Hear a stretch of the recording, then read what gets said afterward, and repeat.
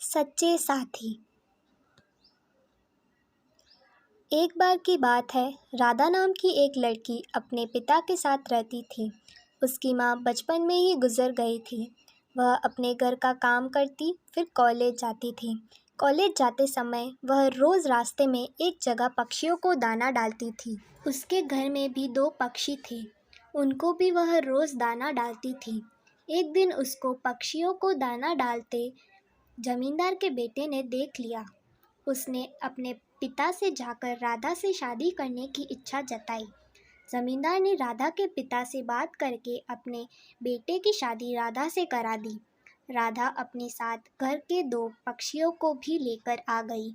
वह उन पक्षियों को रोज़ दाना डालती। राधा की सास को यह बिल्कुल भी पसंद नहीं था। वह उन पक्षियों को परेशान करती थी।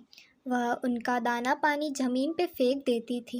एक दिन राधा की सास ने पक्षियों का पिंजरा ही ज़मीन पर फेंक दिया था।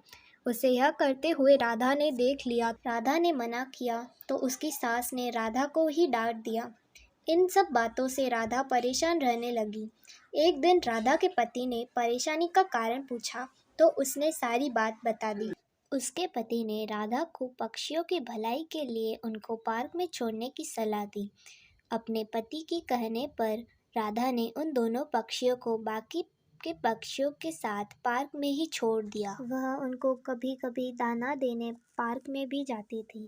अब सभी पार्क के पक्षी राधा के अच्छे मित्र बन गए थे। पक्षी अब राधा के घर भी आने लगे थे।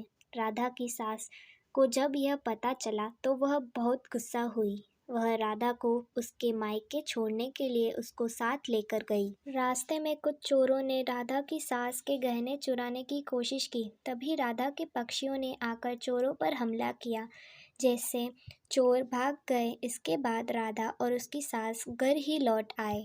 अब राधा की सास की सोच पक्षियों के प्रति बदल चुकी थी। उसने राधा से कहा कि अब हम दोनों चिड़िया को दाना देने चला करेंगे और पहले के 2 पक्षियों को भी घर वापस लेकर आएंगे। यह बात सुनकर राधा बहुत ही खुश हुई। इस कहानी से हमें यह सीख मिलती है कि हमें हमेशा जानवरों से अच्छा व्यवहार करते रहना चाहिए।